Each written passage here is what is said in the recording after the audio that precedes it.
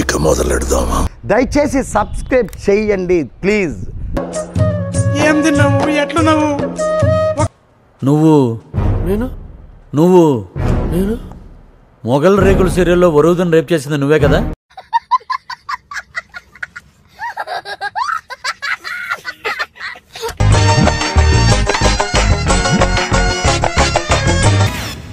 Bobby sudden గా ముసలాడైపోయేంటి? ఆడెప్పుడో ముసలాడైపోయాడు sir. Maintenance సరిగలేక అసలు ఇప్పుడు బయటపడింది.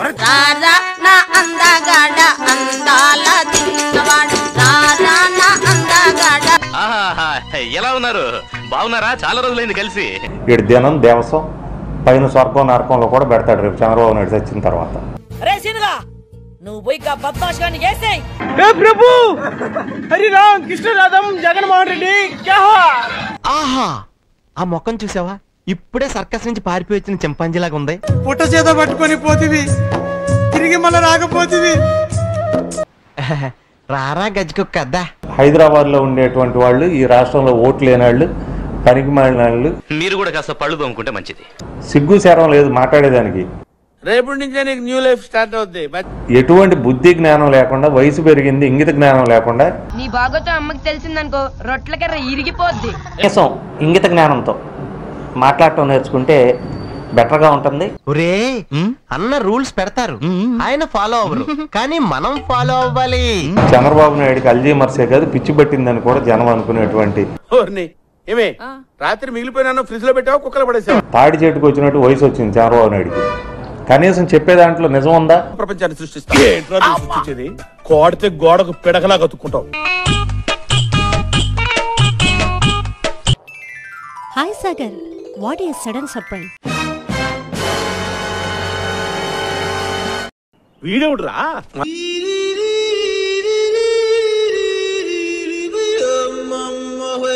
ఎవరు తమ్ముడు?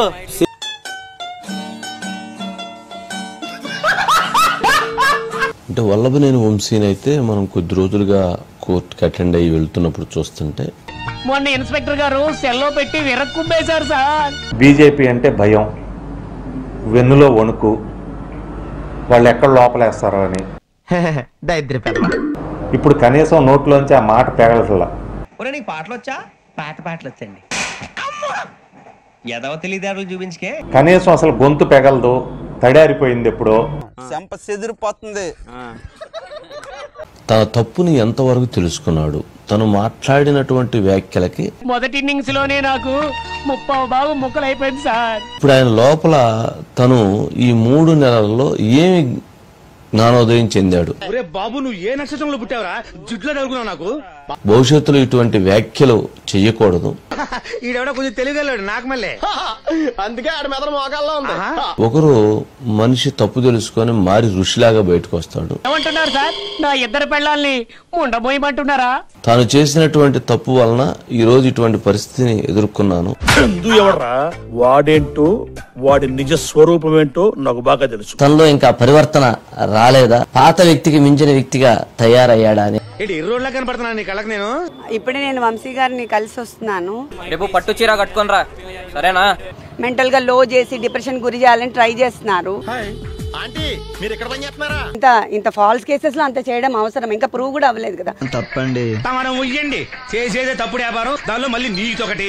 అదే కదా చెప్తున్నాను, సత్యవర్ధన్ ని మేము ఎందుకు కిడ్నాప్ చేసామంటే 20,000 కోసం అంట. నీకు ఇవన్నీ బాగా అలవాటు అనుకుంటాను. ఇంకా అలిగేషన్స్ ప్రూవ్ కాలేదు కదా, మరి ఎందుకు అంత పనిష్ చేస్తున్నారు ఫిజికల్ గా? మహా పెంటగాడు పరమ ఎదవా. వాళ్ళు చెప్పింది నమ్ముతారా, వంశీ గారు చెప్పింది నమ్ముతారా మీరు? ఏదో ఒక రోజు ఆ 420 గాడిని పెచ్చగొట్టుడు కొడతాను. ఫాల్స్ కేసెస్ పెడుతున్నారు, ఆ ఫాల్స్ కేసు మీద ఇన్ని టార్చర్ చేయడం ఆపలేవురా. దీన్ని చేసుకోబోయాడు మాత్రం చాలా అదృష్టవంతుడురా. టెయిల్ బోన్ ఫ్రాక్చర్ అయింది కొన్ని ఇయర్స్ క్రితం. ఆయన కింద అసలు కూర్చోకూడదు, పడుకోకూడదు, అవన్నీ.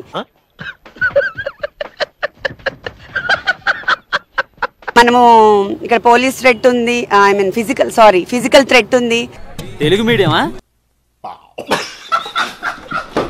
సొంత డబ్బుతో అన్ని కోట్లు ఖర్చు పెట్టి మేము సర్వీస్ చేస్తుంటే స్టోరేజ్ దగ్గర నుంచి డ్రైనేజ్ దాకా బాగా డెవలప్ చేశారంట. వంశీ గారికి ఆ టెయిల్ బోన్ ఫ్రాక్చర్ ఉంది, అందరికి తెలుసు. నువ్వు చెప్పింది అబద్ధం. ఇంతవరకు ప్రూవ్ చెయ్యలేదు, కేసులు పెట్టడానికి ట్రై చేస్తున్నారు. డైలీ 2 గుడ్లు చికెన్ సూప్ ఇచ్చి మమ్మల్ని ఎంకరేజ్ చేయకూడదా? మా సుఖం మీ సుఖం కాదా? పార్టీ సపోర్ట్ చాలా ఉంది నాకు. అక్కడి నుంచే మాకు ఈ ఏరియా అంతా మీ గురించి చాలా గొప్పగా చెప్పుకుంటున్నారన్నా. ఆయనకి బ్రీదింగ్ ఇష్యూ ఉంది, టైల్ బోన్ ఫ్రాక్చర్ అయింది, కింద పడుకోలేరు. మొఖం చూడుద్దా ఇద్దరు మొఖం అని.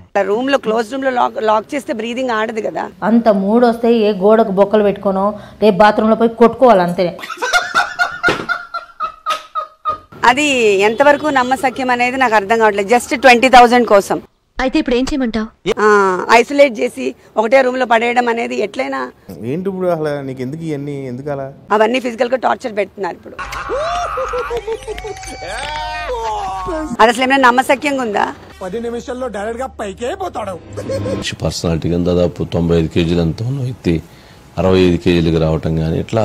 పాపం ఇన్ని కష్టాల మధ్య మీరు బతికేం సాధిస్తారు బాలుగారు. అలాంటి వ్యాఖ్యలు చేసినప్పుడు ఇటువంటి శిక్షలు తప్పవు అని చెప్పని తను కంక్లూజన్ కి వచ్చాడా?